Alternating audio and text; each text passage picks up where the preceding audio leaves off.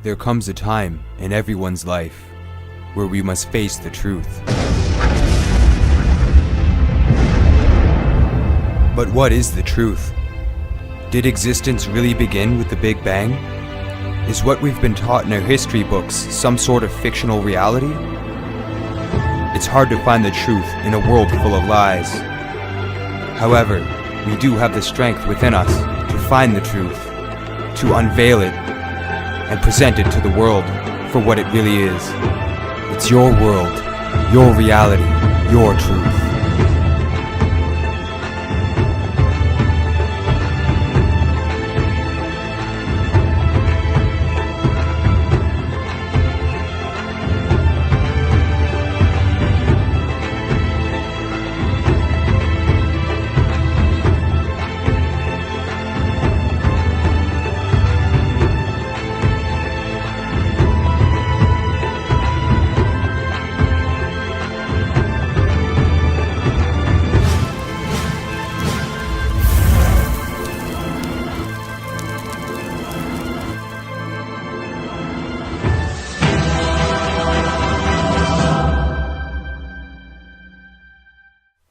Good evening, fellow humans and cyborgs. Welcome to Unveiling the Truth. My name's Mark Howitt, and we got a great show for you guys planned today. Today I'll be discussing transhumanism and technological unemployment, something I've been very passionate about. I've been speaking about this for a good year now, at least, about the technological unemployment aspect of things. The transhumanism aspect of things I haven't really delved into in any of my broadcasts, so I thought it would be a really good topic to cover on this episode, and to focus a nice solid 2-hour chunk on transhumanism, as well as all of the topics that kind of relate to transhumanism, because there's a huge amount of information that relates to transhumanism that kind of sublets off of that, which I find is very important. People need to know about this stuff because this is our future. We all live on this planet. You can't deny that fact. We all require certain necessities to live on this planet. You can't deny that fact. And there's a lot of problems in the world. We can't deny that fact. And with technology racing ahead, this is going to be a very interesting episode, by the way, because I get to kind of spice it up with my own opinions on this, theories, I guess you could say. I wouldn't call them theories, though, because what I'm going to tell you guys, you can look it up for yourselves. You could find the information out there. I'm not going to claim that I'm an expert at transhumanism or any of the topics I'm going to be discussing. I'm definitely not an expert at any topic I discuss on my show, by the way, and I've never claimed to be an expert or a genius or a guru at any of the topics I cover. I'm simply an independent researcher who likes to look into things and present the information that I find, whether in documentary format, broadcast format, doing interviews with other shows and stuff. I always try to get this information out because the bottom line, we need to be liberated, we need help, we need this information. It should become common knowledge, and there's a war going on right now for your mind. InfoWars said it best, I think, because it's absolutely true. There is a war on for your mind, and this transhumanism aspect of everything is really going to play a big effect in this topic, in this genre. So definitely got a lot of things to discuss with you guys.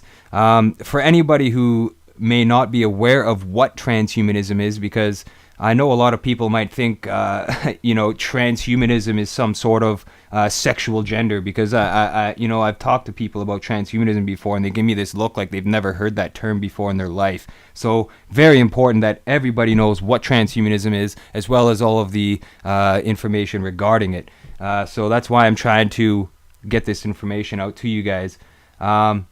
So I'm going to get up a Wikipedia article here, because I use Wikipedia. I mean, mind you, they do filter a lot of information. They're definitely guilty of that, as well as YouTube and Google and Yahoo and all those websites which like to censor information and such. But I still use those websites every day. Google, I use that every day to search for things. I'm sure you guys do too. Maybe you use another search engine, but could be powered by Google.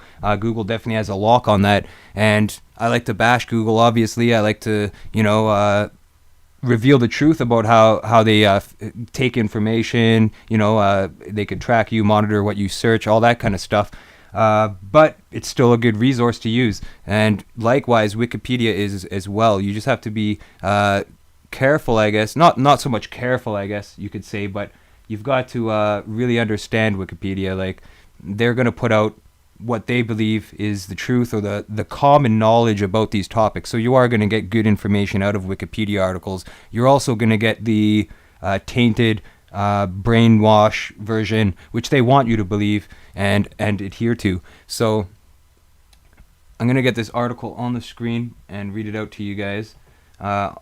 Transhumanism, and I'm just going to read the first couple sentences here. Transhumanism is abbreviated as H+, is an international cultural and intellectual movement with an eventual goal of fundamentally transforming the human condition by developing and making widely available technologies to greatly enhance human intellectual, physical, and psychological capacities.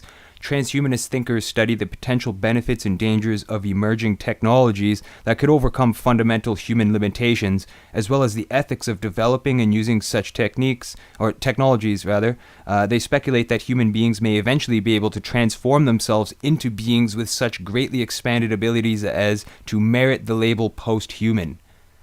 So we're going to get into post-humanism as well in this broadcast. But I want to touch upon the definition of transhumanism. Essentially, what transhumanism is to try to, advance or add to the human body or the mind, just to enhance the abilities, the capabilities of the human being, to make superhumans, essentially, is what they're trying to do with transhumanism here. But we're all born naturally. We all have certain aspects and attributes about us that are born naturally. Many people believe that if you're religious and you subscribe to a religion, you may believe that God created you. If you're a Freemason, you'd believe that the grand architect of the universe created all of this.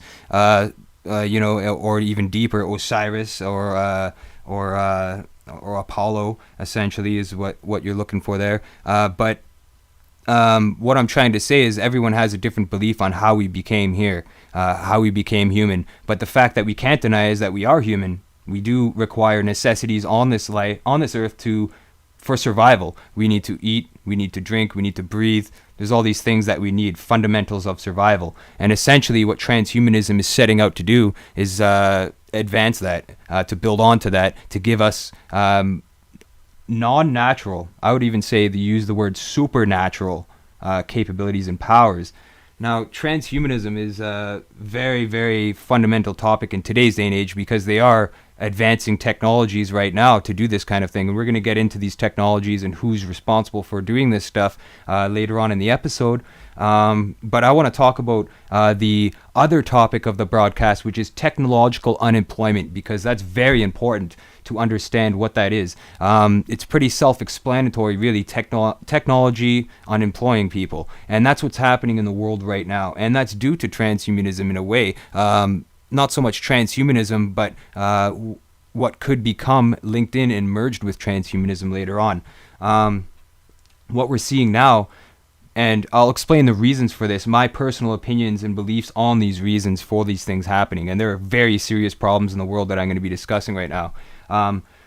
We live in an economy-based world where pretty much every country in the world, every city you live in is dominated by a monetary system. Everybody's involved with the monetary system. I'm involved with the monetary system. You're involved with the monetary system. We all exchange money for goods or services on some form or level. And in order to earn the money, we have to be contributing to the society somehow for us to make the money, essentially. That's the way the world is set up. In a democracy, in most countries, and most governments are run that way. So what we have is people needing to find employment. They need to get a job. They need to work somehow to afford to pay the things they need to survive. The things we need to survive, as I stated: food, water, air, shelter, warmth, clothing, electricity, power, connection. We need that kind of stuff to survive in this day and age. Definitely. If you don't have that stuff, you're dead. That's the bottom line. Now, they withhold this stuff from us that we're supposed to have naturally. Any other creature on the planet doesn't have to pay bills. We're the only species on the entire planet that has bills to pay, and we have to dedicate a huge amount of our time every day to work, to labor, to earn income, to pay for the things, the basic necessities we need to live. And most people, after they're done paying their bills and after they're done paying all this stuff, they have nothing left after that. They're breaking even, essentially, and they're working their entire lives doing this, their entire life. So we have one life, and that's what we've been given. We've been given this body, we've been given this life on this earth to do what we will, to do what we want, essentially, in life. And a lot of people will choose a career path, go to college, go to university, spend all this money, earn student debt, and spend a decade or so, even less sometimes, depending on the job you get, even over a decade in some cases, paying off this student loan debt that you get. So money is pretty much what governs the whole planet, essentially. And when you have machines or technologies replacing jobs, what happens is when you have a population that's also expanding, the population is expanding. I'm not going to deny that at all, but the way the world is set up allows certain countries and certain individuals in the world to not advance, to not have access to these technologies, to these things that we need to survive. Now, the technology is also suppressed, which we'll get into a bit later, but I want to talk about the technological unemployment aspect of things. Now, we're seeing a massive rise of inflation, which is another big thing. Inflation is on the rise all over. Doesn't matter where you live. You're going to be paying more for food, more for water. You're going to be paying more for your rent. You're going to be paying more for your gas, your petrol, to get to work, to travel around, whatever it is. Bus passes rise every year or so, a couple times in most cities. Everything is on the rise. So while everything is rising in cost for us to buy, and our wages are not essentially going up. I mean, some jobs do start minimum wage. Minimum wage does increase every year as well, but the amount that minimum wage is increasing, and that's a pretty sad thing. Minimum wage, I mean, what they give you for minimum wage is not enough to survive off on that single income, unless you lucked out and you found a really cheap apartment, or you get deals and discounts, or you have people helping you out, which is a sad state of events. Some people have to get 2 or 3 jobs in this day and age just to keep afloat. And what we're seeing is machines are replacing jobs. Just look at the auto industry, what happened there. Look what's happening all over the world in different industries. We're getting all these technologies which are replacing people's jobs, which we'll get into later, these technologies. And we're still living in a monetary-based world. So if you do the math, what does that equal? It's not looking good for the human race, folks.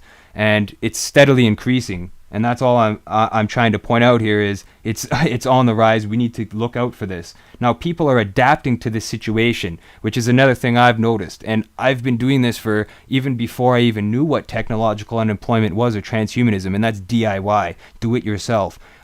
To cut costs, essentially. That's why you DIY things, to cut costs, because you can't afford to do something, but you really want to do it, and you have your heart set to it so much that it doesn't matter if you have money or not. You're still going to get it done because you're setting your mind and your heart and your soul to do something. And that's very important. A lot of people are taking that initiative and taking that control over their lives and doing that. And we're seeing this all over the place, which is also causing job losses, by the way, folks. Now, when you take control of your life, essentially, and you start doing things DIY, all these services that people created jobs out of are no longer in demand. So the jobs are gone. Look at the travel agencies. There's way less travel agencies now than there was 10 years ago, that's for sure. And that's just one small example. People are now finding their own trips online. They use Google, they use internet websites, they go online and they do a lot of the work themselves now to save all the costs that they would have paid a travel agent for the markup costs, the interest rates, whatever it is. People are self-educating themselves now as well to avoid paying the costs of education.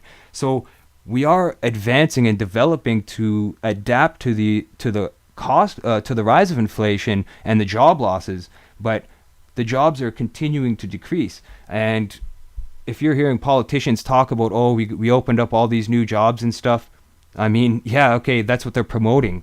But what they're not promoting is job losses. And industry losses, because entire industries are being lost. Look at the music industry. Look at what Hollywood's doing. Hollywood are putting out commercial ads saying that when you burn DVDs or you copy information onto another disc, it's a crime. You know what I mean? And they even just started a new division for third party copyright laws. There's this newer organization that started because they're really going to start cracking down on that. I'm just warning you folks, they are going to start cracking down on that. You see that FBI warning at the beginning of your DVDs, but how many people own burned DVDs? Billions, I would say. And there we go, folks. They're going to start doing this stuff with information. They're already cracking down on YouTube with copyrights. They're doing all this stuff. They are cracking down on it pretty hard right now, and we're starting to see this stuff. But in Hollywood, the actors, they're saying, when you burn DVDs, it hurts the industry. These actors are making millions of dollars per movie, by the way. Millions. And if you look at the movie credits at the end, what do you see? You see about 200 or 300 jobs per movie. You've got executive directors, this, there's all sorts of things that are happening, and that are jobs that essentially are needed to make the movies. That's why the budget for Hollywood movies is so huge. But someone like myself who does independent filmmaking, I do it all myself, all the editing, narrating, writing, you name it, all DIY stuff. And that's what we're starting to see. Now Hollywood's complaining about this, that people are burning DVDs, etc., and they're losing jobs, but that's a technological unemployment there. That's what's happening. People are getting access to the information, and why would you pay for a movie when you can get it for free? Really? Ask yourself that. If you could get something for free, would you rather pay for it, or would you rather get it for free, especially if you're struggling to get by with the bills? And I'm willing to guess that a lot of the listeners right now that have iPhones or iPods or whatever have downloaded music on it. I mean, how many people nowadays actually listen to CDs? There's very few. And if you do, you're going to listen to it in your car. You're going to pop a disc in your car when you're driving to work or whatever you're doing. But you don't see people walking around with Discmans anymore, or Walkmans, cassette tapes, or anything like that. What we're seeing is technology advancing to a digital age where everything will be digitalized, and that's going to play into a couple topics later on in this episode.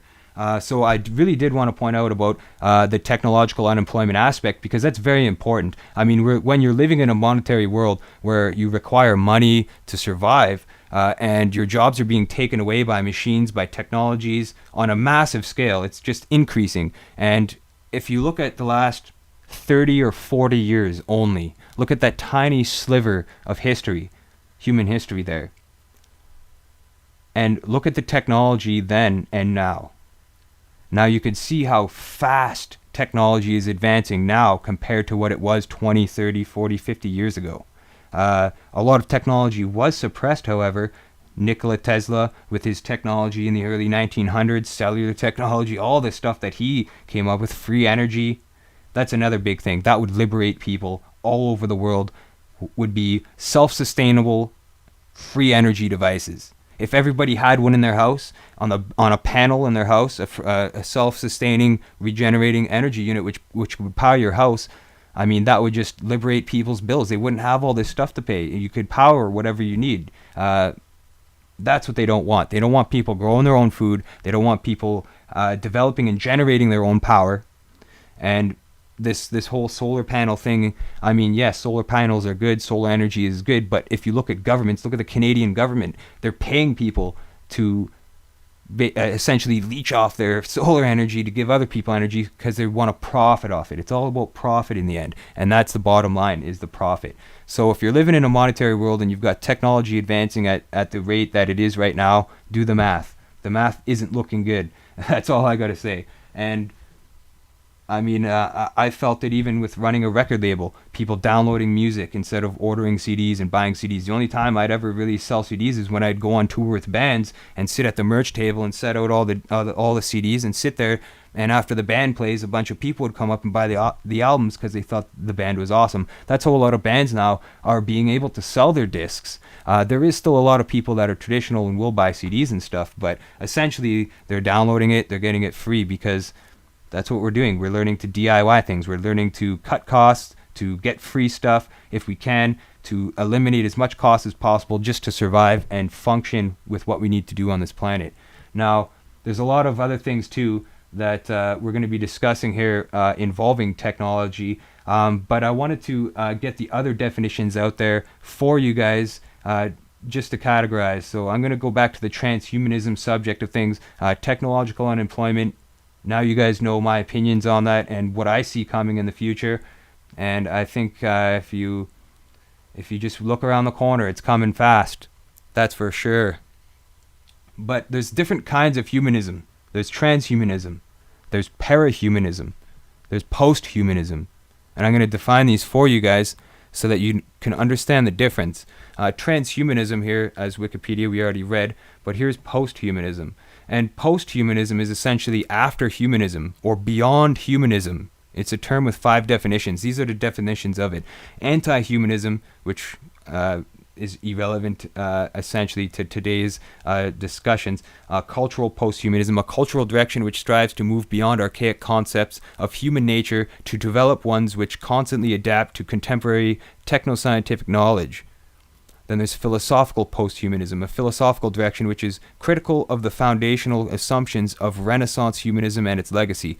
And then we've already described post-transhumanism, but this has a different one. An ideology and movement which seeks to develop and make available technologies that eliminate aging and greatly enhance human intellectual, physical, and psychological capacities in order to achieve a post-human future. Post-human condition, the deconstruction of the human condition by critical theorists. Okay, so there we go. And the other one was parahumanism. And I'm going to get that up here. Not sure what happened to the article, but it doesn't show up automatically. Parahumanism. I think there's a dash there.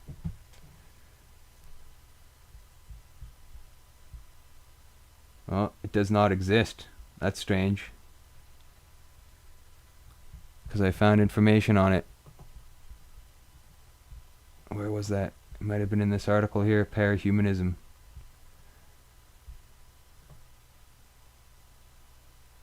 I hope they didn't delete it, because I was reading it on Wikipedia, which is very strange. Maybe it's because of the dash. I'm going to check that again, folks. Sorry about that. Because this is where it's going to get interesting, the parahumanism aspect.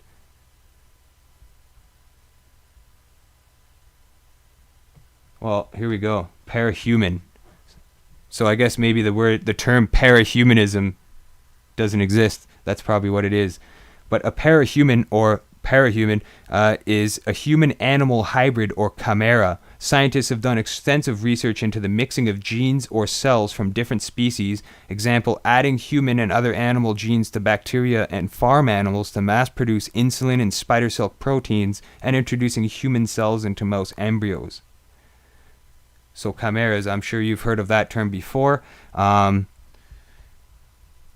what's interesting to point out is on one of the films I made, NWO Domino Effect actually, I was discussing the Montauk Monster, which is something I want to get up for you guys here and show you for anybody who's not sure what that is. And there was people refuting that. They're saying, yeah, your film was pretty good, but that whole Montauk Monster thing is rubbish. That's that you've lost all credibility with me for posting that on your documentary. Well, hey, if they don't want to say I'm a credible source, doesn't really bother me. But if they did a little bit of research on it, they'd find that parahumanism does exist. It is a reality, and they have been experimenting on it for quite some time. So, I was presenting the information, which I'll get into later as well on an aspect of this. But the Montauk Monster, I'm going to show you images of this. Now this thing washed up on Plum Island on the shore. This delves right into parahumanism here. This creature here washed up on the shores of Plum Island in New York. Plum Island is a animal disease control center. Essentially, they work with animals and diseases and viruses and stuff like that. And many people believe that they're also crossing genes between animals, because there's two of them that washed up ashore in New York. Now the guy that watched this on one of my films was definitely, he doesn't believe that they're experimenting with humans and animals, crossing the genes and stuff like that. But if you look at these parahumans, that's what I would say they are, because there is human characteristics about these creatures that are on them that you can notice if you go close-ups. They do look like they're crossed also between a couple different animals. They are definitely hybrids of some sort, but the point is they're genetically engineered animals. Now you hear people talking about genetically engineered plants that we're eating and consuming because they say there's a food crisis on the earth where people need bio industries to create their foods in a laboratory rather than on a farm. And we're seeing that in many other aspects as well, including animal testing and human testing. So the Montauk monster there is an example of a parahuman, essentially. Now, there's an article. I'll use Google here. There's an article I got to show you guys because it plays right into the parahumanism thing, and I think it's very important to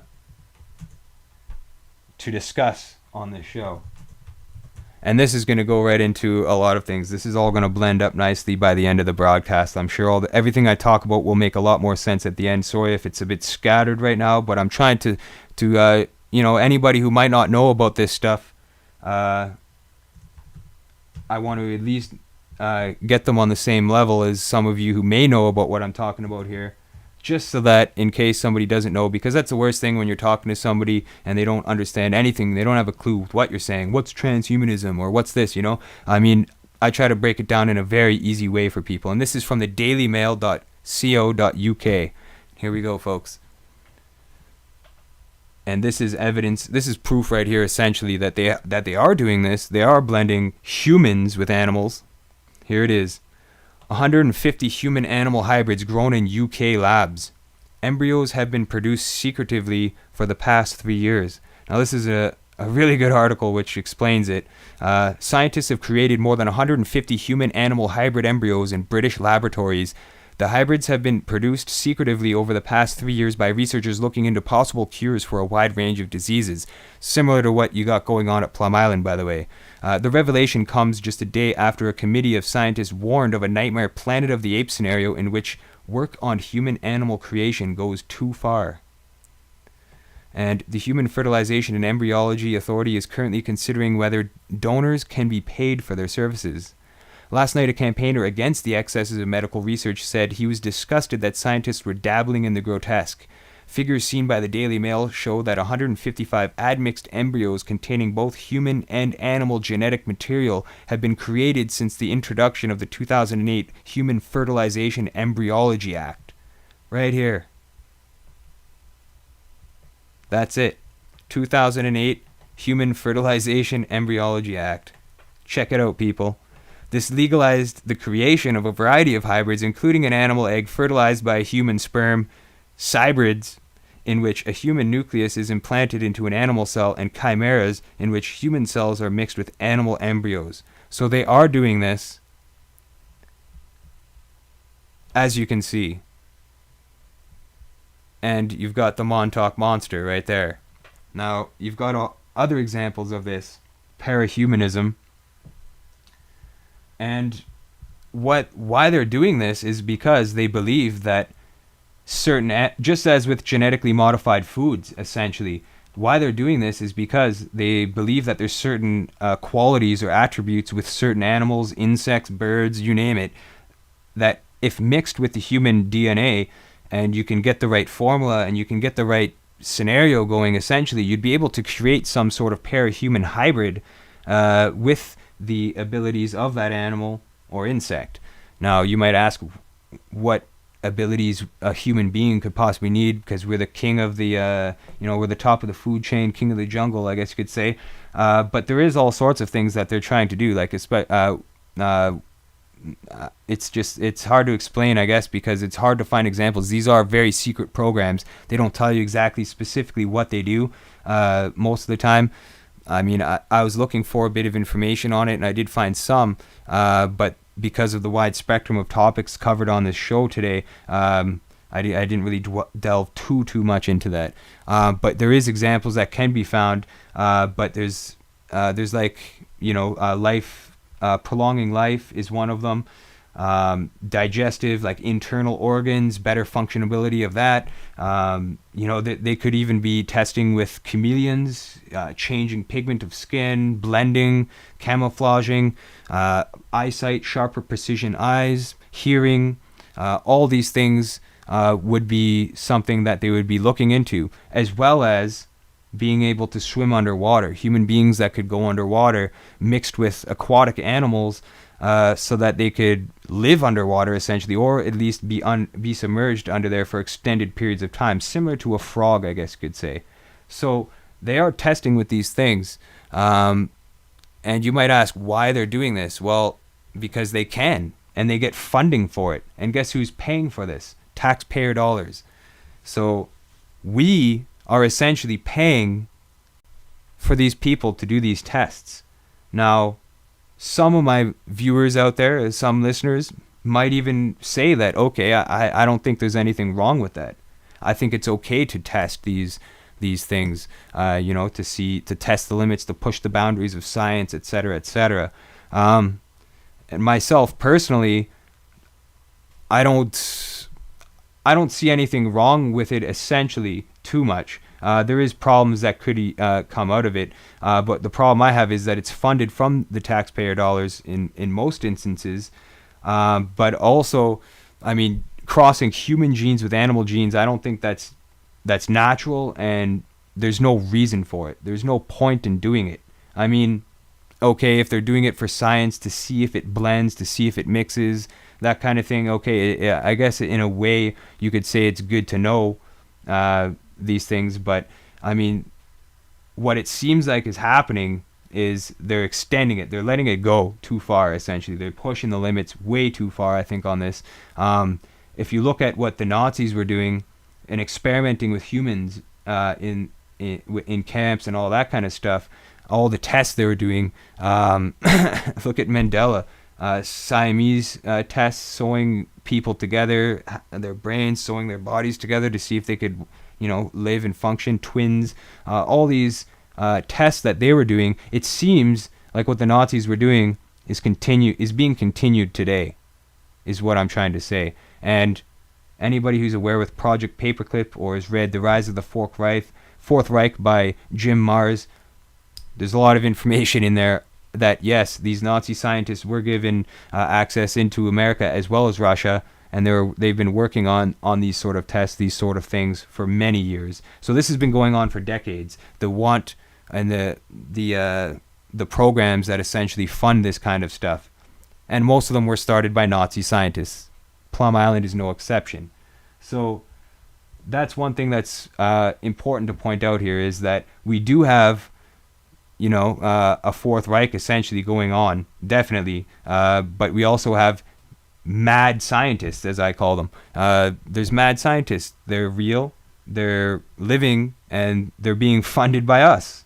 So that's a big problem, in my opinion. I don't think that should be allowed to happen. I think that these facilities should be shut down because, there's no need to experiment mixing human DNA with animal DNA. Now, there's another aspect to this, which I pointed out in one of my films.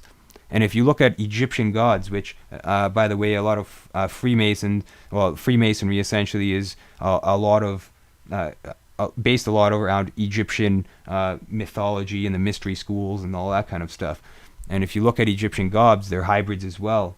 They're half animal, half human hybrids. So it's, to my opinion, that these people in these laboratories and these Nazi scientists that are, it's not the original scientists, but it's the programs that they started, and there's new scientists now going into these programs and working on these types of experiments and stuff. So essentially it's Nazi ideology that's existent today in America and Canada and other countries around the world, and it's being allowed to happen. We're letting it happen, essentially, is what's going on. There is protests against this kind of stuff, but it's not doing anything, because they're definitely spiraling out of control with this sort of stuff and these testings. But it seems to me that they're trying to create these gods. And there's a guy who speaks about transhumanism and that kind of stuff. His name's Tom Horn. Anybody who wants to look up further information on transhumanism, as well as the Masonic connection to some of this, and the Egyptian gods, hybrids, that kind of stuff, check out Tom Horn. Tom Horn has some good interviews and stuff. Some of his, I don't agree with everything that he says, or I don't believe in a lot of his viewpoints, but he does present a lot of good information, so I would definitely suggest other viewers to check out his stuff as well. But essentially, with these hybrids and stuff, you could ask yourself, why are they doing that? I think I explained it a bit already, but there's other aspects to this. Now, the transhumanism is what I'm going to focus on more here, as well as post-humanism. I'm going to be focusing more largely on those subjects, but parahumanism is kind of a sublet of this, which is why I thought it was worth mentioning and discussing here. Now, transhumanism, to advance human abilities and capabilities and stuff like that, a lot of people agree with that sort of stuff. Others disagree. Myself, I'm on the fence about it. There's definitely a lot of things that I don't agree with. But I mean, if somebody were to tell me, hey, I have a pill here, we designed some medication that'll make you live 20 years longer, would I take it? Sure. You're darn right I would. Why not? I mean, if I could live a bit longer, spread some more truth out there, be able to see my kids grow up longer, all sorts of things, I would definitely take that option. So it seems, and there's definitely genetic manipulations going on, and they're trying to find the fountain of youth. It seems they're definitely looking for that fountain of youth, and that's why you're seeing a lot of money and finances and programs going into these medical programs, essentially, that are linked and related to transhumanism, to extend your life, to make you live longer, and there's a lot of movies out there that talked about this a long time ago, before anybody was even shooting around the term transhumanism or anything like that. Look at 2001: A Space Odyssey. There's so many things in that movie that seem to be happening now, he pretty much called it. Stanley Kubrick called a lot of things in his movies. But you've also got movies like Terminator 2, iRobot, Transcendence. You've got a lot of movies that RoboCop. I'm trying to think of Matrix. There's a lot, There's definitely a lot of movies, and I find these movies very interesting. There's also that movie Altered States, which is another great movie about this kind of thing. I found these movies very interesting. I always have, even before I really started looking into the realities of this kind of stuff. And Tron is another one, actually. So all those movies I mentioned, if you're really into this stuff, check those movies out. These people were calling it before it even happened, or they knew about the technology when they made the movies, and they were just kind of giving the public a hint about what they're doing in laboratories behind closed doors, because, as they say, the technology is always way ahead of its time than is actually released to the public, which definitely is the truth. You're seeing technologies now that are coming out that have been withheld for years from the public, and it's finally getting the light of day. Now, with the transhumanism aspect of living longer, there's a process called cryonics or cryogenics, and if you have enough money and you're wealthy enough and you're a rich person and you've received a lot of wealth in your life, you could pay to be cryogenically reinstated.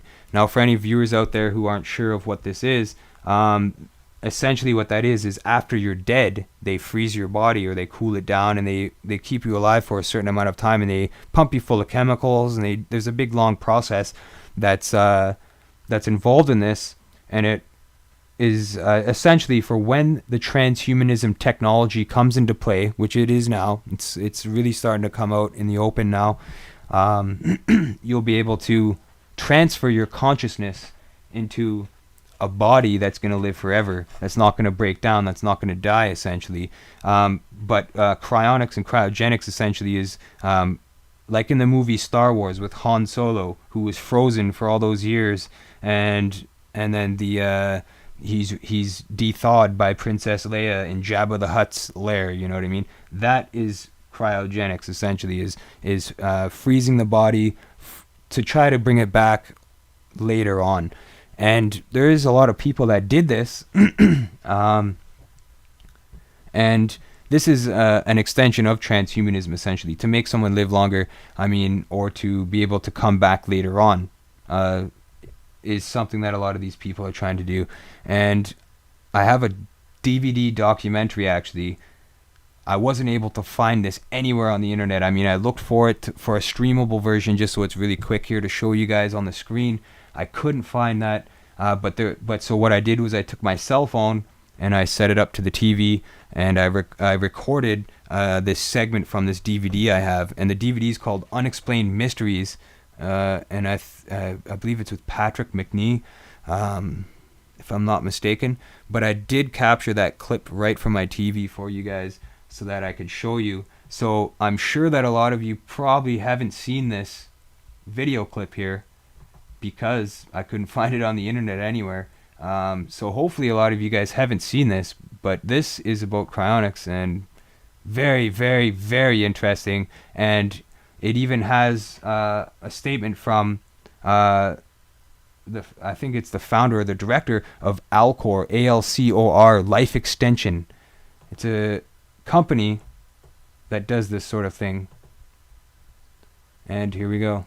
I couldn't find this video on the internet at all. I own a DVD, actually, and it's got some really interesting stuff on it in regards to cryonics and transhumanism kind of stuff. So I wanted to show you guys that video, but unfortunately it's not on YouTube. I couldn't find it anywhere.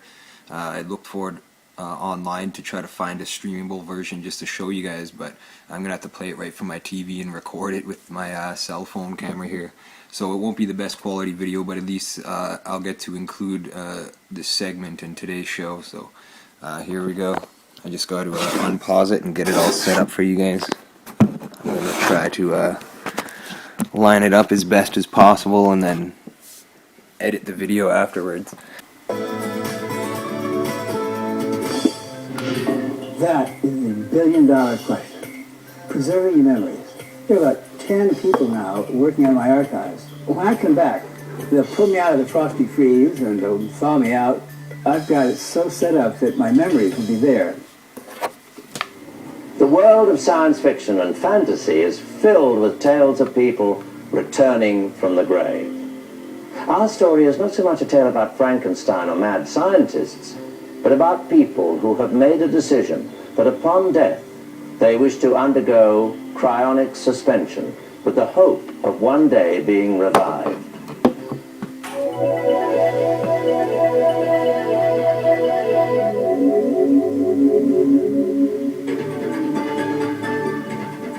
Does the soul exist? Is there such a thing as reincarnation? Or when we die, do we simply cease to exist? Whether a viable solution or a desperate hope, cryonics offers a possible reprieve from death. The first question, what is cryonics? Cryonics means taking people who have been labeled as dead by today's medical criteria and placing them in a circumstance where they won't change very further in liquid nitrogen at 320 below zero, holding them there until they can be looked at by doctors of the future who might, using different criteria, decide they're alive and repairable.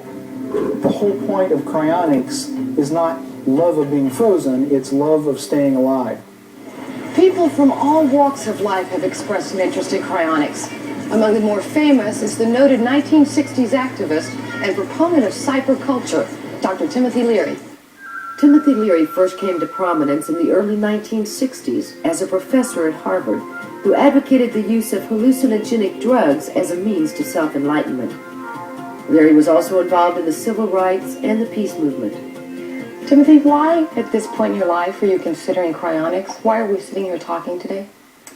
Because I found out in January that I had a cancer which spread through my body. So my days and nights and weeks and years are numbered.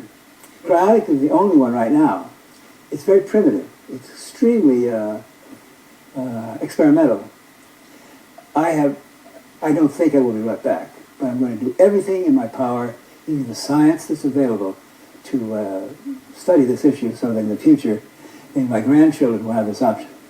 There are at least two options that Alcor offers.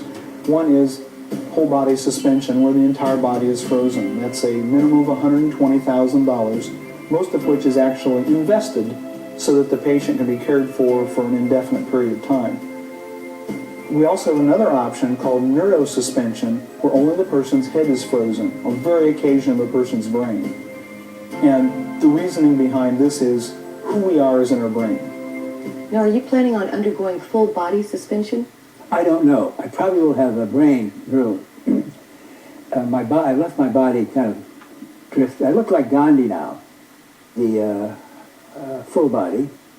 It costs a lot more, and I don't want to be in a position where my grandchildren are not having money to go to school because they get granddad is up there with his whole body being pickled. I mean, that's not dignified. So I think I'll probably go in the brain. Dr. Timothy Leary has always led an unconventional life, and his views on dying are no less controversial. I'm not afraid of dying. In fact, I'm looking forward because there's a process when your heart stops and your brain stops. There's a period of 2 to 15 minutes. This is the unknown territory. What happens when your brain is up there and 120 billion neurons stopping around without the bothering of the body and all that? The Buddhists and the Hindus have said for centuries the dying process is something that should be studied and to decide how and when. While cryonics offers us hope, the scientific feasibility is not so simple. We don't want to have people that look like us in the future. We want to have us there.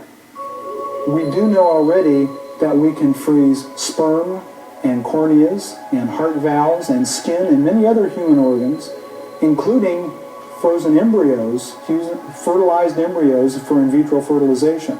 And these work just fine at that temperature. So at least there's a proof of principle there. We don't know yet how memories are formed in the brain.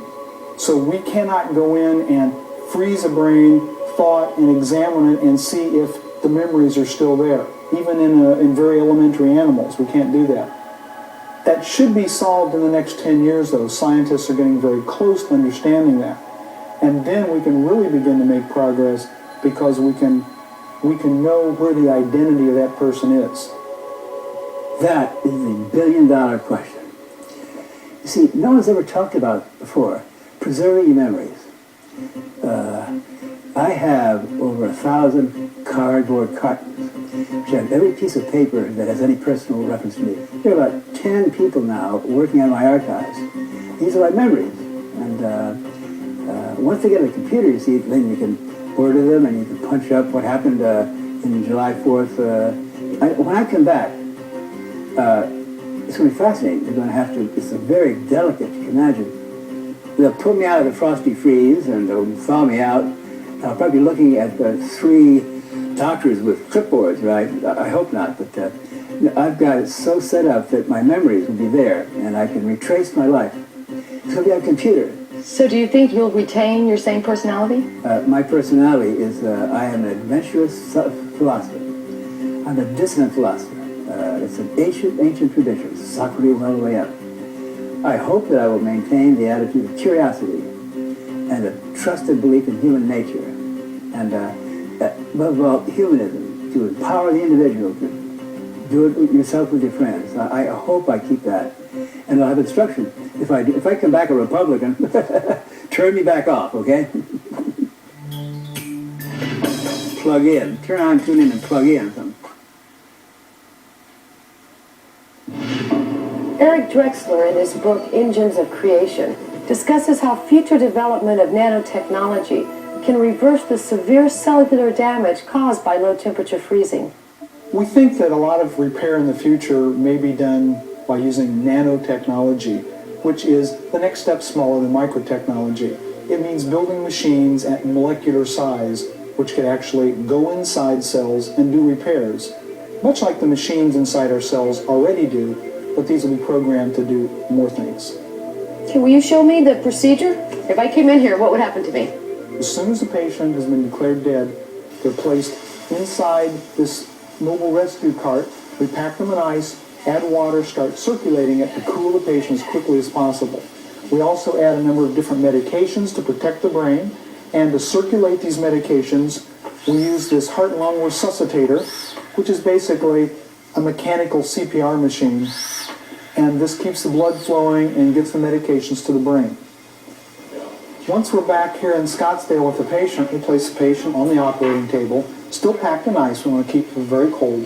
And we do heart bypass surgery to connect the patient's circulatory system to this set of pumps. This is a bypass machine just like used in regular hospitals.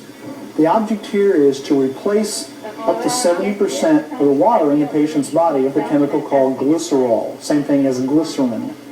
The nice thing about glycerol is when it freezes, it does not expand like water does, and it tends not to form crystals. It vitrifies like window glass. So this protects the patient's cells from most of the freezing damage that would otherwise occur. This tank, the patient will cool down the temperature of dry ice.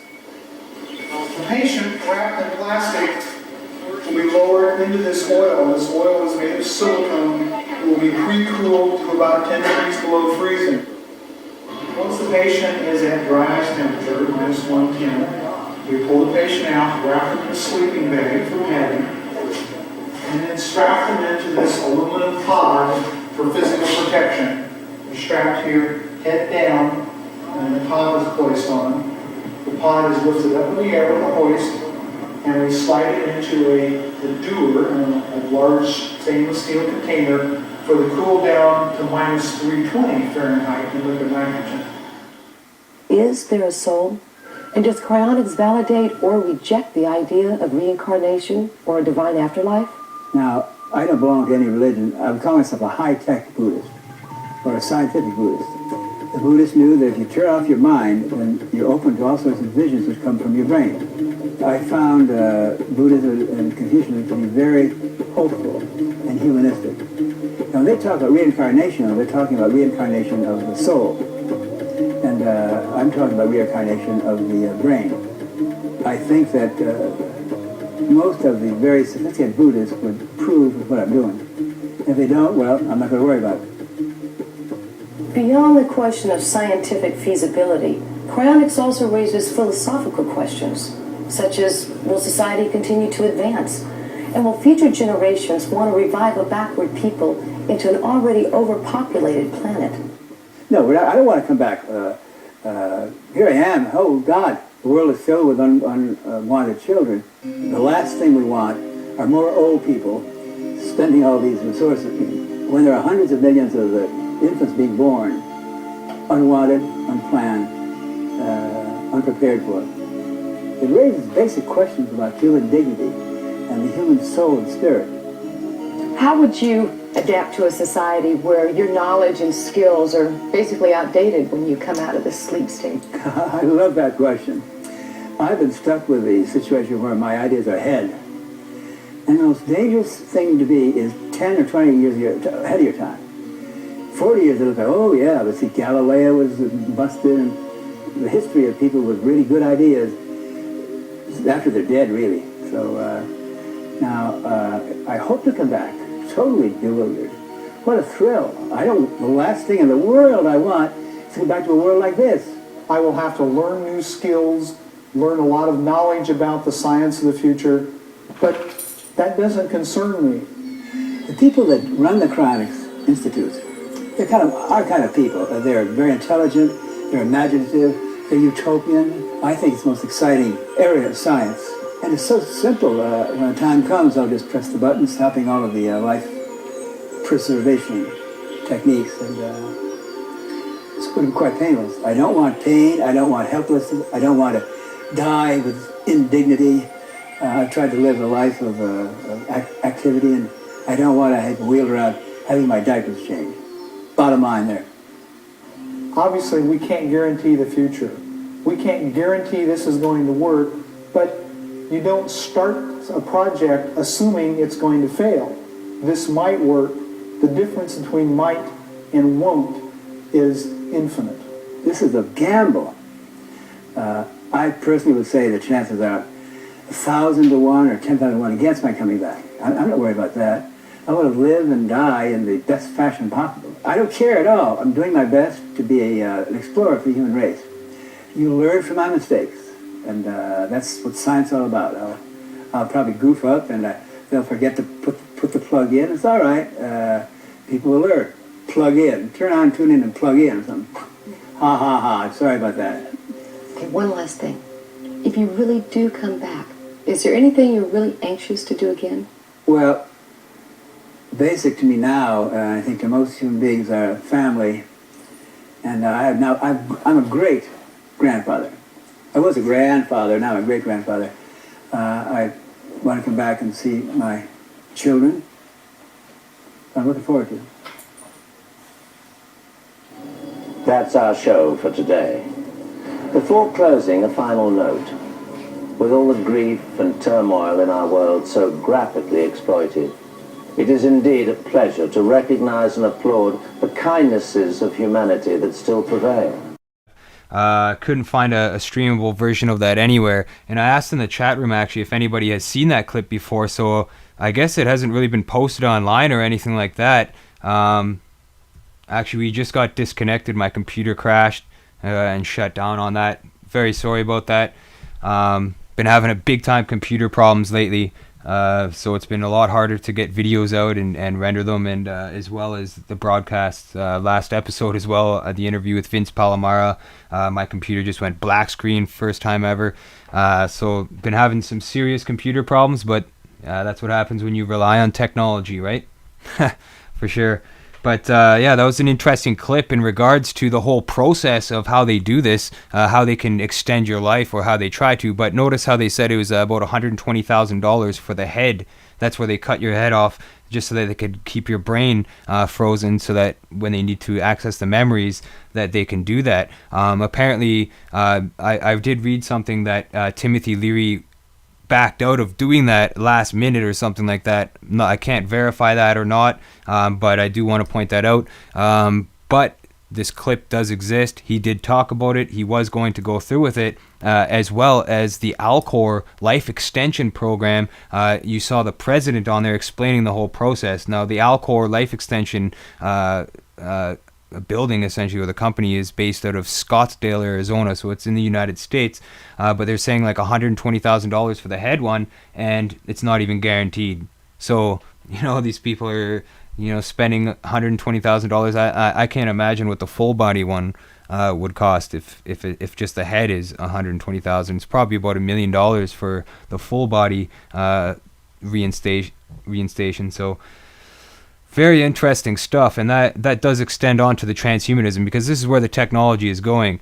They do have a life-prolonging technology, but we don't know about it. It's very, very, very secretive. When's the last time you really heard of a prominent politician or somebody like that? Like, I guess you could say like a celebrity or a member of the higher ups or whatever dying of cancer. Like, sure, some of them do, but not too many. Why is that? Because they got access to this stuff that keeps them alive, and we are slowly getting access to a lot of these superfoods. Like, that's the thing. The superfoods and all these health foods and stuff that do help promote longer living, healthy living, and stuff like that. They knew about this for a long time, but they didn't really promote it for a while. Now you're only recently seeing people come out and saying, we demand healthy food and all that kind of stuff. In the last few years anyways, you're seeing a rise of people that are concerned about their health because they're learning about all this stuff. And I don't blame them. I'm one of them. I definitely believe that once you get rid of these problems and you face these problems and you eliminate them, then they no longer can affect the population. So you might ask yourself, who's doing all this research for transhumanism and what other technologies they have. If you know, if you've noticed recently, they've been promoting the transhumanism stuff in movies more, a lot more, as well as consciousness, new age kind of stuff is really being promoted, as well as fear, end of the world kind of movies. But RoboCop was recently remade, and that was in theaters, and that's as a kid growing up, I loved RoboCop. I loved that movie. I mean, I loved Predator, and I loved all those 80s action movies and stuff, but RoboCop was definitely one of my favorites. And why is that? Because it was just action packed, and the whole concept of, you know, bringing this guy and putting him in a robot machine and all that kind of stuff. I was really into that. As well as I was into G.I. Joes when I was younger, and you have their BAT troopers. The Cobra designed these battle android troopers, which were robots essentially that were soldier robots, so that you wouldn't be killing humans, because they eventually started doing that too. I think not only because it'd be a cool character to make in G.I. Joe, but also because they were getting a lot of trouble essentially for portraying violence on their show and stuff, so they weren't allowed to have anybody being shot or dying or anything like that. You know, they had to cut that out at a certain point of putting those episodes out, but they were really exposing a lot of the technology on those programs, on G.I. Joe, on RoboCop, on all these old 80s. In the 80s, definitely they were putting this stuff out, just to kind of give us hints or clues as to what's going on. And the RoboCop movie was recently remade. Not many people seen it, but it was being promoted. I seen that. I haven't watched it myself, but that whole concept is a reality. I mean, they are doing that. They are building robot soldiers. They already have drones, and drones are essentially remote-controlled planes that can bomb or you know, drop chemicals on populations, on people that are their targets. And they're also building robots to replace soldiers, because if you look at military soldiers, anybody who served in the military, when they come back, you know, they get depressed. There's all sorts of problems. But also with robots, they don't need to know what's going on. You know what I mean? A human being can pick up on the information when they're overseas, invading another country or whatever. They're picking up on information by hearing it, by speaking to people, seeing things with their eyes. So all these things are absorbed into the brain. They become memories. Robots and cyborgs don't have that.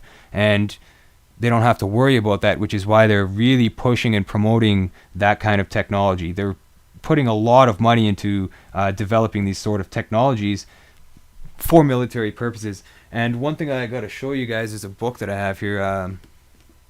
It's a collection of Omni stories, actually, from Omni magazine. When I was younger, I guess my early teens and stuff, I was grounded a lot when I was a kid because I didn't obey the rules. But when I was grounded, I'd sit in my room and read magazines, read books. That's what really got me reading and listening to music essentially too, because there's not much to do in your room when you're grounded a lot. So I used to read Omni magazine a lot, and Omni magazine is a science magazine, and this is a collection of articles from Omni, which were kind of they do articles, and they did. I remember seeing them in these magazines when I was 13, 14 years old about transhumanism, all this technology. So I know they're doing it back in the 80s and the early 90s, definitely. But there's one here which kind of coincides with the clip that we just saw from Timothy Leary, explaining his cryonics and memories, because he was talking about that. He said he has 10 people right now. In that clip, he said he had 10 people recording all his memories, and you've seen the clip. I'm guessing that was a clip of all the cardboard boxes that he had, where he wrote down all the memories he could possibly think of and documented all that. And obviously, if those got caught in a fire or something, they'd be damaged. So what does he do? Put them on digital. That's the way the entire technology spectrum is going to. It's all going digital, everything. But there's a very interesting article here. This book here is, I'm going to look for the year on it, because I didn't check that before the broadcast. Oh, this is pretty old. 1979, this book. I thought it was actually from the 80s or early 90s, but this is an old book.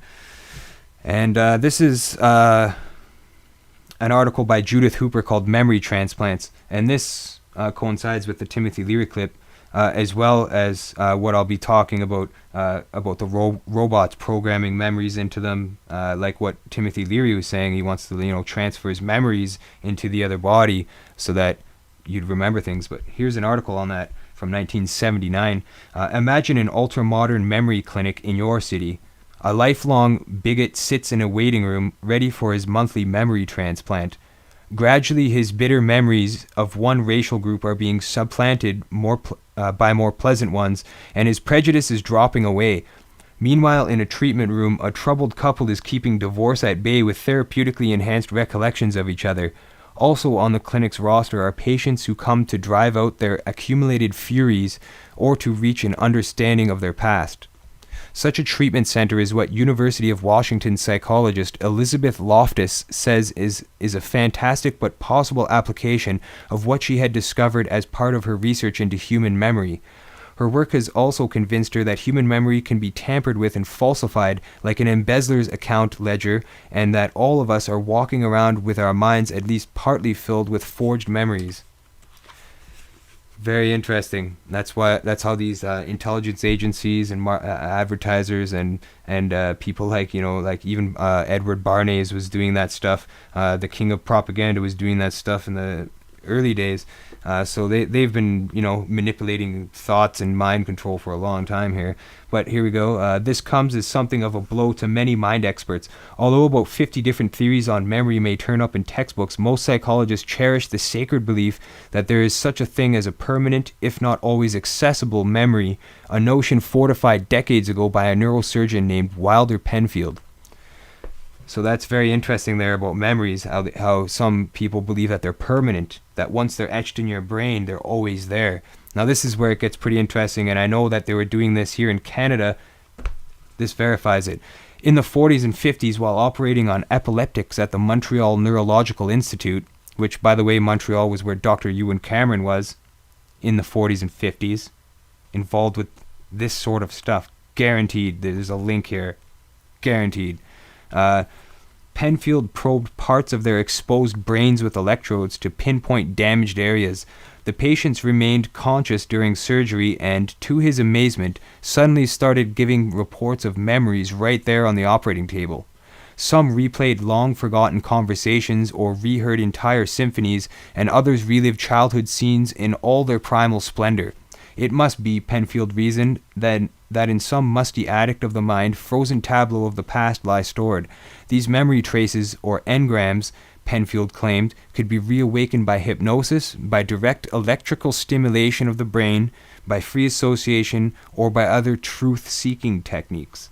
Now that's very interesting to point out, because Dr. Ewan Cameron, MKUltra, Montreal, Canada, same thing, using electroshock therapy, essentially, to wipe the slate clean, to eradicate all memories in the brain, to clean your brain, to turn you into a baby state or a vegetable state, and then reprogram new memories or new information into your brain so that you become an entirely rewired individual.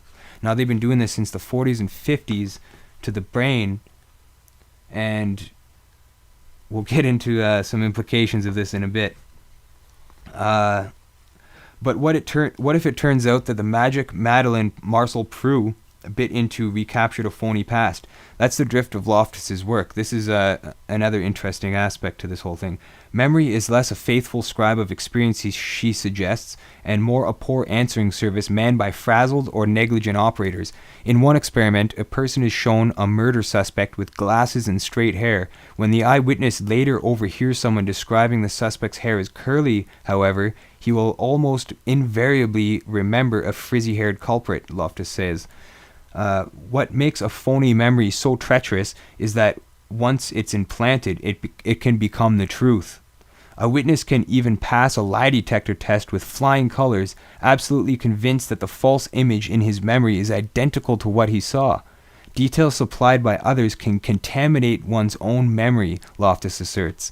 Stop signs can become yield signs. Barns grow out of thin air. Yellow cars turn fire engine red. What about that underlying engram uncovered by Penfield's surgery? Loftus believes believes it vanished forever into a limbo of lost memories. For this reason, she argues, it may be that the whole legal notion of a truly independent recollection is a psychological impossibility. Far from serving as a portal to the truth, hypnotizing a witness could evoke false memories from his mind or even embed them there. So this is one technique that they use for implanting, product suggestions in your brain. You've heard about the film strips they used to show where they'd flash a Coke and then a bunch of people would get up and get a Coke. I mean, these are all things that they've been doing for a long time, experimenting with, and now know how to use these technologies and manipulation techniques. Outside influence and suggestions are not the only things that shape what we remember. Most of us, her research shows, wear rose-colored spectacles as we travel down memory lane. We remember voting more often, being promoted more often, taking more plane trips, and having more agreeable children than records would show. Why are we wired up this way? Why does our past acquire this kind of prestige-enhancing glow, she asks. I think this helps us live happier lives. Studies show that depressed patients typically have bleak recollections of their lives, and that successful therapy tends to make their painful memories fade, Loftus says. This leads her to make a futuristic proposition. Why not have memory doctors create new memories for us? Memory tampering could construct a more benign past for a depressive, rehabilitating him through recollection.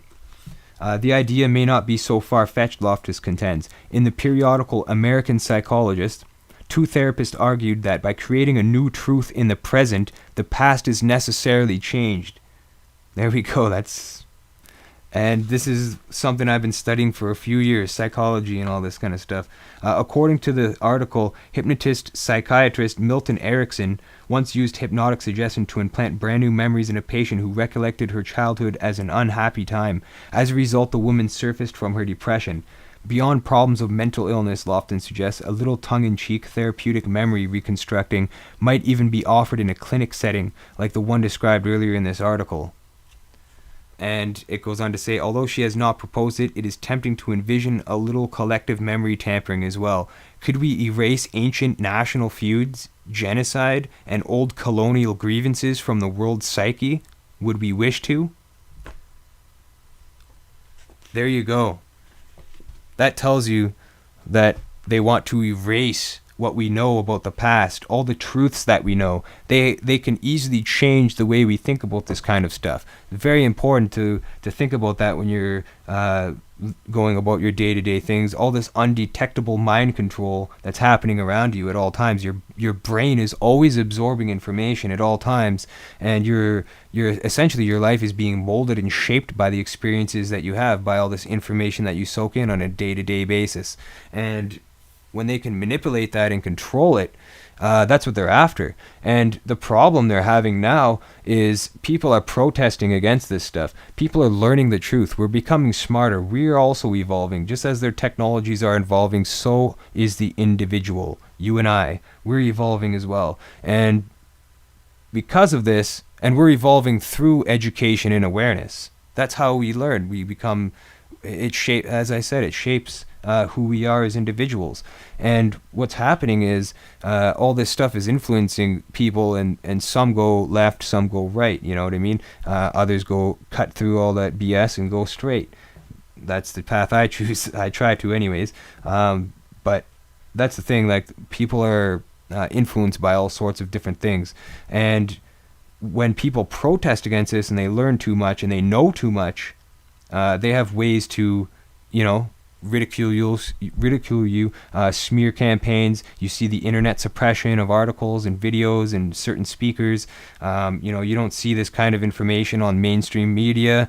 These are all examples of how they control the mind, or how they try to control and influence public opinion and all that kind of stuff. And they've been doing this for quite a long time. But now they're developing robots who have no emotion and thought. Now they're developing the technology where everything is digital. There is no opinion. It's becoming the Orwellian world that people fear, and it's happening right before our eyes. And as I said earlier in the broadcast, we're the ones paying for it. We're not only going to be paying for it in life lessons, but we're also paying for it out of all that paper that they print out and distribute. So we really got to look at what's important here. And I got to show you guys another video clip here, because a lot of you are probably wondering why I haven't mentioned DARPA yet, and the Boston Institute there, and as well as the Jason group, because I know some of my listeners are probably aware of these groups and aware of these projects, but I'm certain that also some people that may be watching the video later on or listening might not be aware of these groups. So I'm going to show you guys something here, and this is from, I believe, a couple years ago now. This was the technology they have. Now, DARPA is the Defense Advanced Research Projects Agency, DARPA. Google it, look it up after the show, do what you got to do, but it's very important to understand what that institute is doing and the technologies that they're tampering with, as well as trying to do. They're behind a lot of this transhumanism stuff, definitely. And so is organizations like Skynet. There's all sorts of these groups that are really tapped into this kind of technology, and they're pushing for it. So with DARPA, this is a video here of a project of theirs. And I'm going to get it on screen for you. And again, as I stated before, this is a couple years old, I believe. But here we have it. This is the PETMAN. And this is the PETMAN project. PETMAN stands for Protection Ensemble Test Mannequin. Notice the gas mask. Looks like a soldier. Doesn't have lungs to breathe, doesn't have thoughts. Just programmed, and the cords are there to keep it in gear. Essentially, this thing's fully functional, and you can see the young students in the background there developing this technology, coming probably fresh out of school, top of their class, just like with our guest Judith Baker, who was on. She was a cancer research student. She got involved in the cancer program. Well, these young students are involved in the DARPA programs, building soldiers that will destroy you and I when we protest. When we stand against the machine, when we stand against the system, when Pink Floyd's The Wall comes true and we're against that wall, here we go. That's what they're going to send after us. And they're already droning people with the airplanes. They're already doing all that kind of stuff. So, I mean, we can't be kidding ourselves anymore. We're living in an age where technology is suppressed. That's the cyborg. That's the Terminator that they have. They have the Terminator technology, and that just proves it right there. That DARPA PETMAN project. Now that machine, I can't imagine what that machine is designed for. Think about it. Why would taxpayer dollars be funding the DARPA project? And why would they be designing these human machines? Well, Timothy Leary, as he was stating, he wanted to document all his memories and stuff. He even apparently went as far as to keep his head preserved. And others have done this too, like Disney, I've heard, did the same thing. There's others that have done this, and they pay big money to do this. And why is that? So that when you have the technology like DARPA has there with the machines, that you could just pop the head on or pop the brain inside, and you have a Terminator, you have a RoboCop, you have all these things that were out in the 80s. They were showing us the future in the 80s. Now, a lot of people have called me a crackpot for referring to Hollywood movies and other things, because a lot of people look at Hollywood movies and they say, oh, that's a bunch of malarkey. It's fairy tale, it's fake, it's fiction, it's drama, it's Hollywood, it's acting. Sure it is. Of course it is. But you got to perceive the information that you're intaking at all times and interpret it for your own standards. Essentially, you have to interpret it yourself, and everybody has a different interpretation of everything, which is good. It's all a matter of how you look at it, as they say. Sure enough, that is true.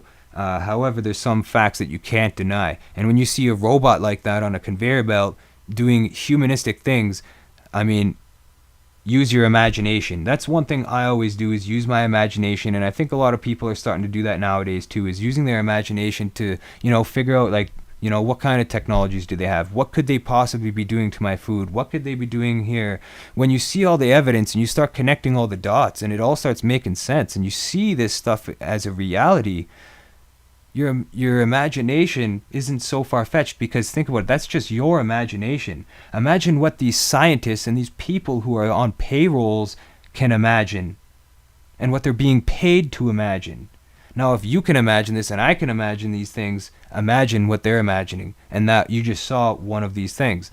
They're actually creating these things. And the only reason I could think that they would be creating these robots would be for military purposes. I'm sure that the military has their claws in the whole program, and they'll be buying up lots of those things as well. And another interesting thing too is, I believe it was Facebook. It was either Facebook or Google. One of those companies bought out the virtual reality stuff. I was reading a bit about that. So there's all these companies, big corporations that are buying into this technologies and sinking their claws in and stuff like that.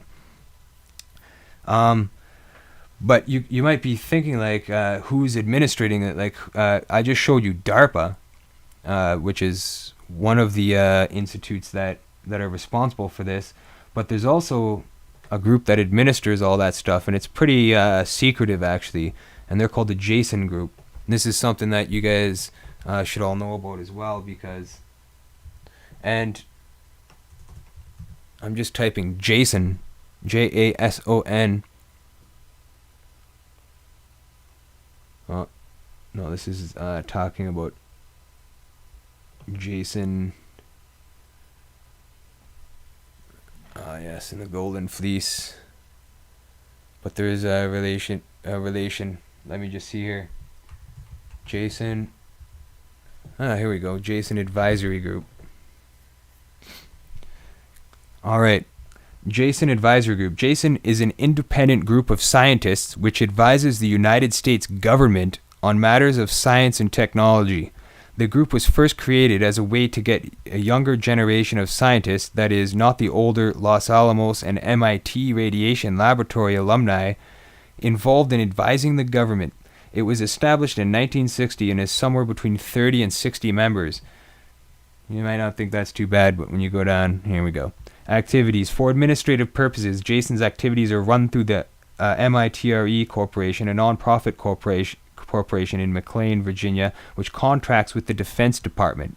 Jason typically performs most of its work during an annual summer study. Its sponsors include the Department of Defense, the Department of Energy, and the U.S. intelligence community. Most of the resulting Jason reports are classified. The name Jason is sometimes explained as an acronym standing either for July, August, September, October, November, the months in which the group would typically meet, or tongue-in-cheek for Junior Achiever Somewhere Older Now. However, neither explanation is correct. In fact, the name is not an acronym at all. It is a reference to Jason, a character from the Greek mythology, which I just had the page up there. The wife of one of the founders, Mildred Goldberger, thought the name given by the Defense Department, Project Sunrise, was unimaginative and suggested the group to be named for a hero and his search. Jason's studies have included a now mothballed system for communicating with submarines using extremely long radio waves, Project Seafarer and Project Sanguine, an astronomical technique for overcoming the atmosphere's distortion, the many problems of missile defense, technologies for verifying compliance with treaties banning nuclear tests, a 1982 report predicting CO2-driven global warming, and a system of computer-linked sensors developed during the Vietnam War, which became the precursor to the modern electronic battlefield. Membership. Jason members all have security clearances, and they include physicists, biologists, chemists, oceanographers, mathematicians, and computer scientists. They are selected for their scientific brilliance, and over the years have included 11 Nobel Prize laureates and several dozen members of the United States National Academy of Sciences. In 2002, DARPA decided to cut its ties with Jason. Here we go. DARPA had not only been one of Jason's primary sponsors, it was also the channel through which Jason received funding from other sponsors. DARPA's decision came after Jason's refusal to allow DARPA to select 3 new Jason members. Since Jason's inception, new members have always been selected by its existing members. After much negotiation and letter writing, including a letter by Congressman Rush Holt of New Jersey, funding was subsequently secured from an office higher in the defense hierarchy, The Office of the Director, Defense Research and Engineering, name changed to Assistant Secretary of Defense Research and Engineering, alphabet soup. So, there we go. And there's a lot of research here. Now, they say they cut ties with the group, but I mean, the Jason group still exists, and it's an independent group of scientists. Here we go. This says right here. Where is it? Sorry, this one. Right here. Jason typically performs most of its work during an annual summer study. Its sponsors, this is where the money's at. Its sponsors include Department of Defense, Department of Energy, U.S. intelligence community. So tell me that they're not still involved with DARPA. Like, I mean, I think so. They might say publicly that they're not included because they don't want people to think that they're designing this technology for military purposes. But when you have the sponsors, like the Jason group's also secretive. They all have security clearances, and I mean, it's pretty secretive stuff. I mean, you could probably find information about who are Jason members. I'm not going to look it up here. That could be for another broadcast because there's only half an hour left and there's still things I got to talk about here. But Jason, the advisory group, I think is very important to point out in regards to all of this. Now, this is pretty important here too to discuss with you guys. It's a Wired.com article.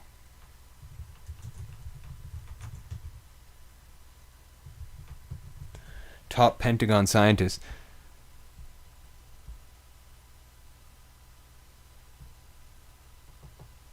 Yeah, it's this one here. I'll get this on screen. This article is pretty interesting as well. Top Pentagon scientists fear brain-modified foes. Now look at this. I'm not sure if you've heard of Operation Acoustic Kitty. It was a CIA operation, actually, which... they were using animals essentially to plant audio devices onto so that they could pick up recordings. You know, you put it inside the ear of a house cat, really deep down inside the brain, almost like in the head, and you'd have the antenna through the spine and stuff. They were, wanting to like plant bugs essentially and use animals essentially to transmit information and intelligence back to the intelligence community. Look it up, CIA. Project Operation Acoustic Kitty, or Project Acoustic Kitty, I think it was. But anyways, this is essentially, they're still continuing, obviously. I mean, this is a more recent picture, definitely, than the Acoustic Kitty program. And here they actually have the computer wired to the mouse's brain. So this is where we're evolving to, what they're wanting to do with the transhumanism stuff, and I'm sure they're developing this at DARPA and all sorts of places. But here's the article. There's concern in some corners of the U.S. military about enemy activities in sleep research, neuropharmaceutical performance enhancement, and brain-computer interfaces. And it's not coming from the Pentagon scientific fringe or from some tin hat kook with a Defense Department badge. The celebrated scientists on the Pentagon's most prestigious scientific advisory panel, Jason, are the ones worried about adversaries' ability to exploit advances in human performance modification and thus create a threat to national security. Now, they're not mentioning transhumanism. Instead, they use the term human performance modification. In a recent report unearthed by Secrecy News, the Jasons are recommending that the American military push ahead with its own performance enhancement research and monitor foreign studies to make sure that the U.S. enemies don't suddenly become smarter, faster, or better able to endure the harsh realities of war than American troops. The Jasons are particularly concerned about and excited by new drugs that promote brain plasticity, rewiring the mind, essentially, by helping to permanently establishing new neural pathways, and thus new cognitive capabilities.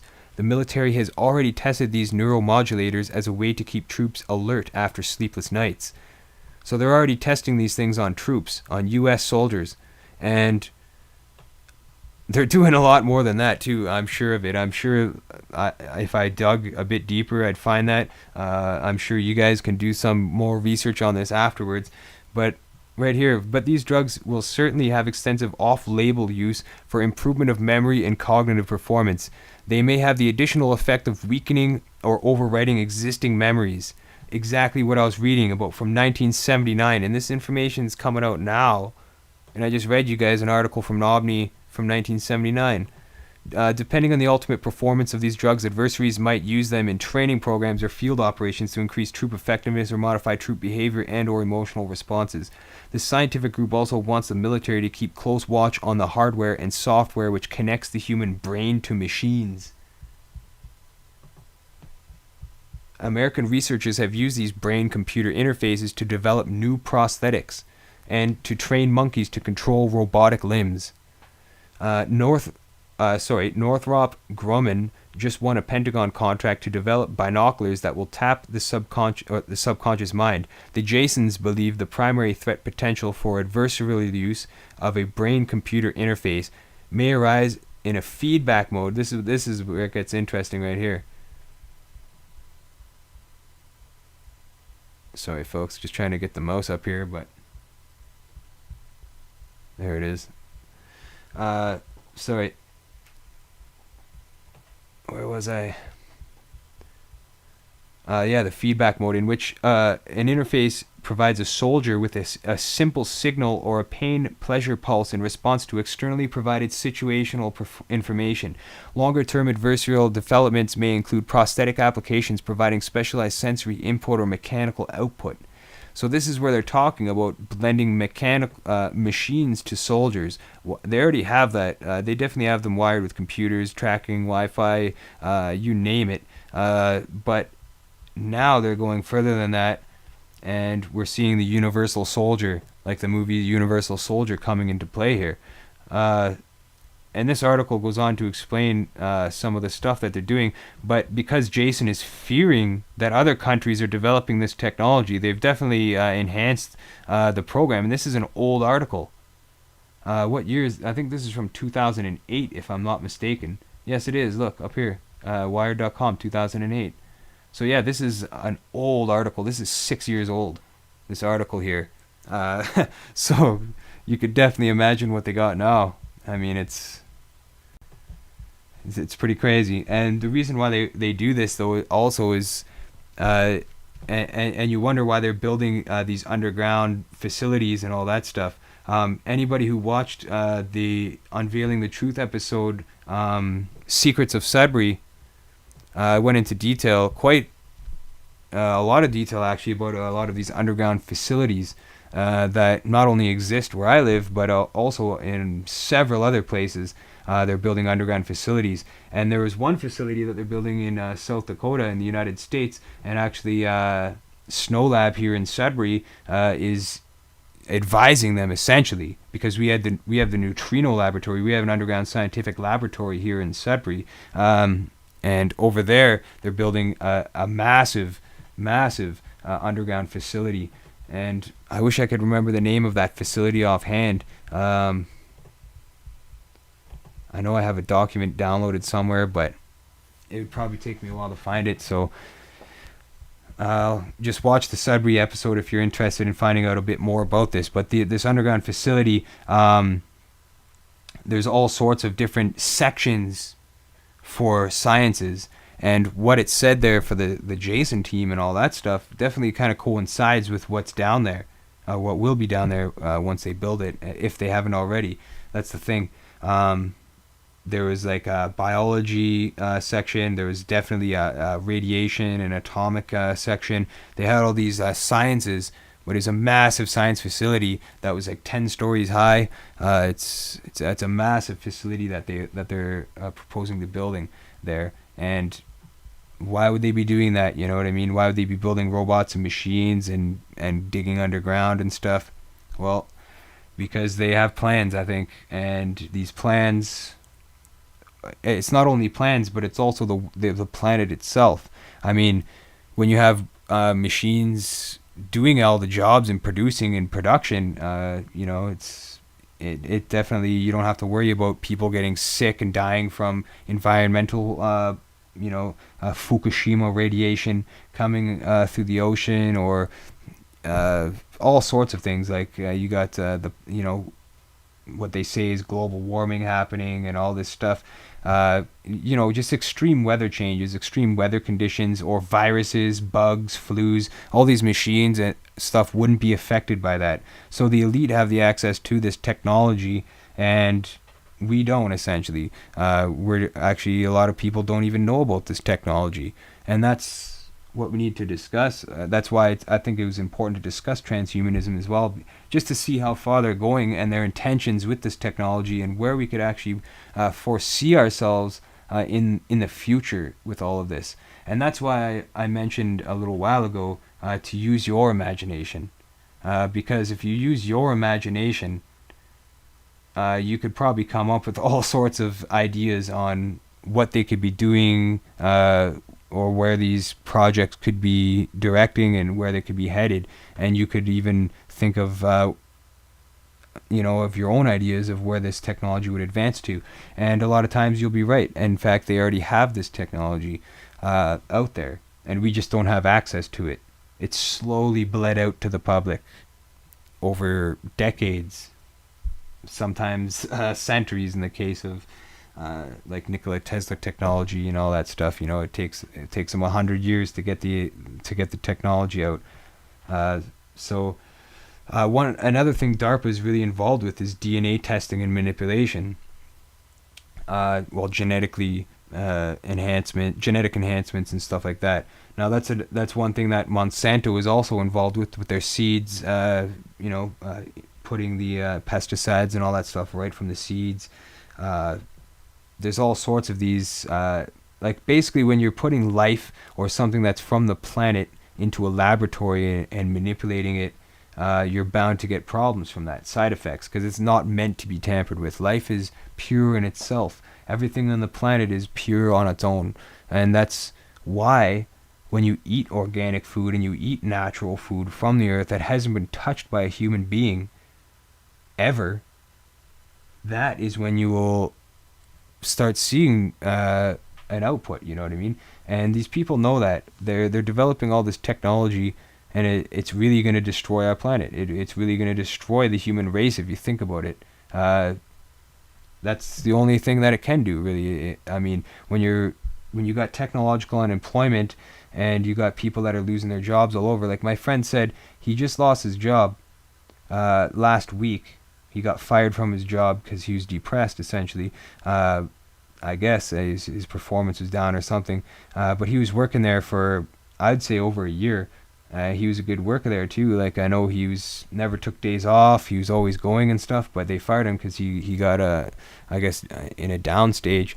But he said to find that job, and it was a fast food chain store. It was Burger King, actually.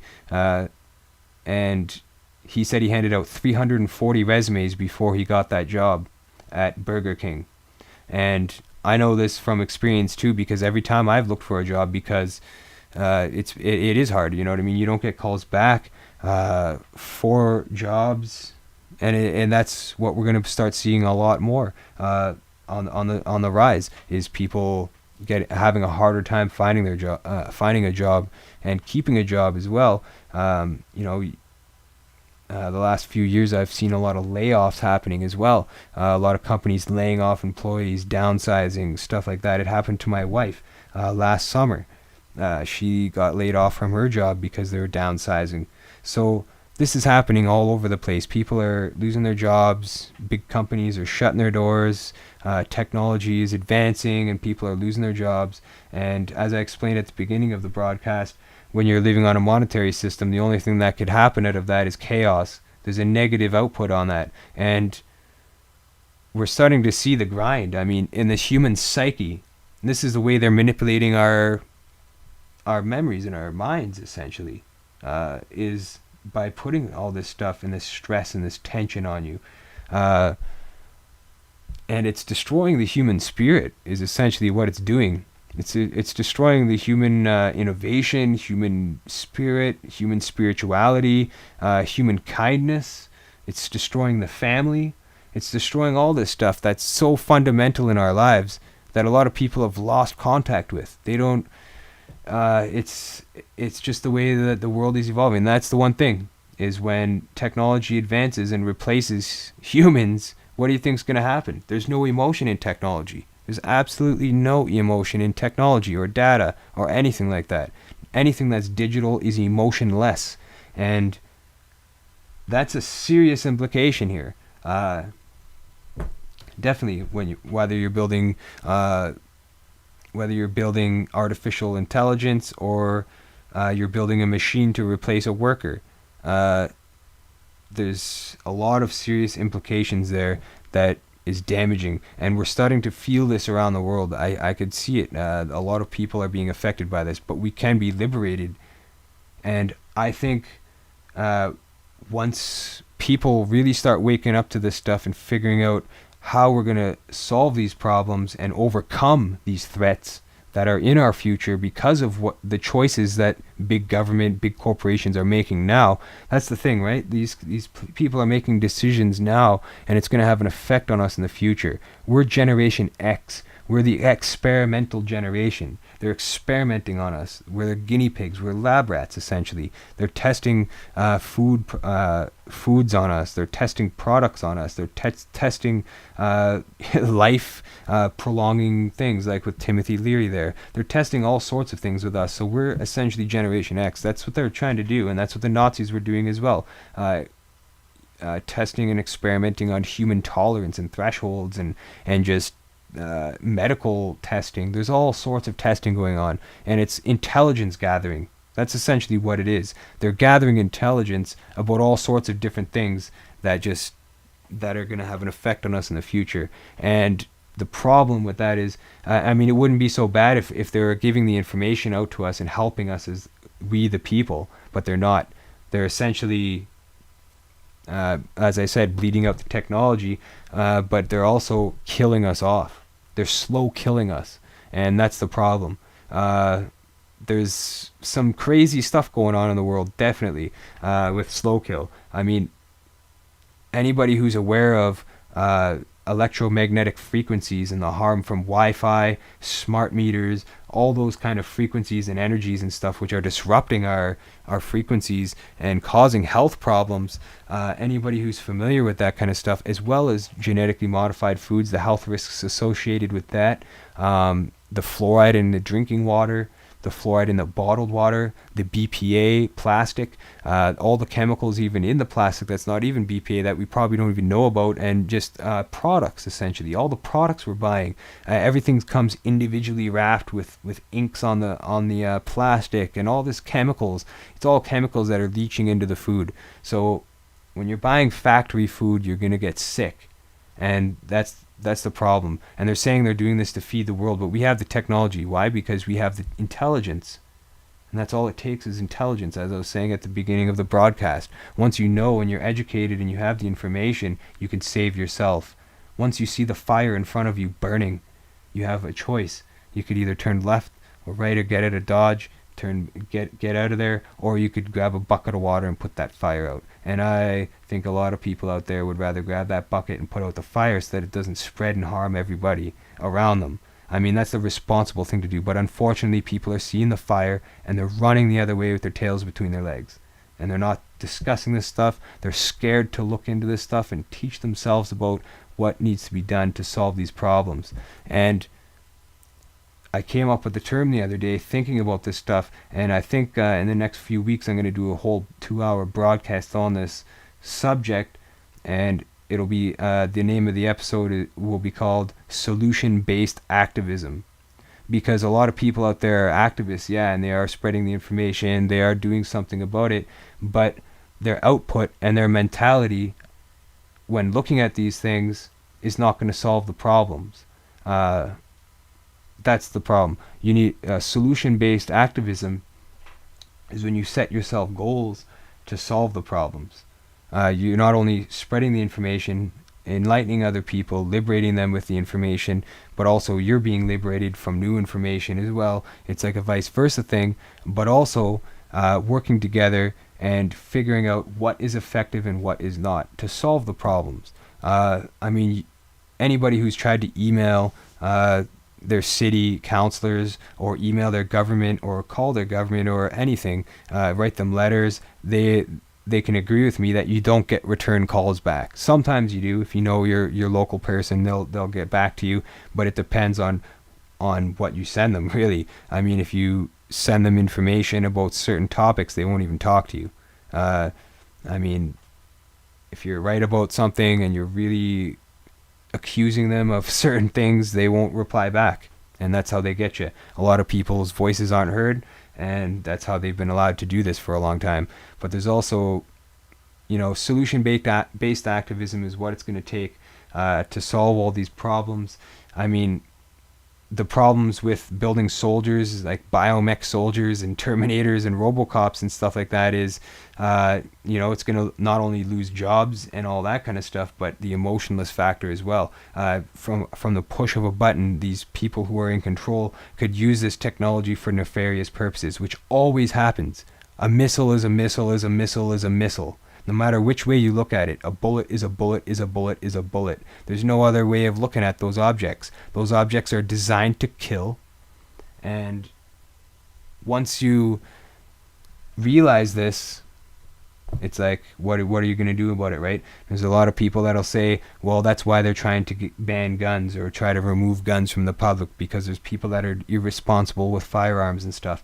But really, if we didn't have if we didn't have access to that technology as well, we wouldn't be able to defend ourselves when these nefarious globalists or people who control entire militaries or drone planes decide to attack us. And it's in a self-defense thing. So am I saying that there's anything wrong with this kind of technology and them experimenting with this stuff? I don't know. That's the problem, right? I mean, this technology could be used for good, but in the wrong hands, it could be used for bad. And I'm glad, I guess you could say, that we know about this stuff, per se. I mean, it is good that we can actually say, okay, if this is going to help somebody get rid of a disease or an illness, like they're saying they're doing those tests for. I don't know about doing hybrids between animals and humans to find diseases. I can see, I guess, the science behind that to do that, but they distort the purposes of these projects, and they no longer benefit humanity, and that's a big problem. It needs to benefit humanity for it to be a relevant technology, essentially. And when there's technologies causing people to go without jobs and not be able to find jobs in the future, and they need money to pay their bills and stuff, I mean, I find that's wrong. Also, crossbreeding humans between animals, I don't see there's any purpose for that. Essentially, if they're going to continue with it, like, sure, if they're looking for disease cures for disease and stuff, we know that there's many natural cures out there, but these people are ignoring those because they can't put a patent on nature, as well as once they design something that works and they add their little twist to it, they can patent it, and then they can profit from it. They build corporations off this, names, all that stuff. So it's all for profit, and that's the problem, big time, I think. And it's like, why are we paying for these programs? That's what I'm wondering. Why is our taxpayer dollars being put into these programs that are doing nothing but harm us? Because that's what it's doing. All these things are really harming people, and I'm telling you, it's insane. Because it's when they're trying to kill us, and what are you gonna do, right? Are you gonna let them kill you? Because unfortunately, a lot of people are they're not learning about this stuff. They don't want to hear about it. I mean, I talk to some people about this kind of thing, and a lot of people, if I don't know them and they don't know me from talking about this kind of stuff, they roll their eyes at you. They think you're insane. They think you're crazy. I mean, some people leave comments on videos or whatever, you know what I mean, saying that you're nuts because you're talking about this kind of stuff.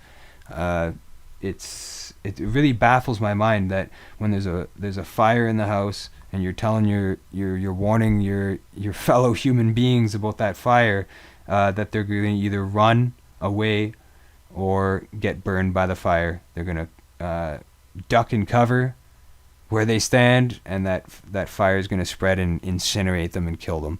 And Georgia Guidestones say they want to reduce the population to a certain amount so that it could be more sustainable. That's a load of crap, in my opinion.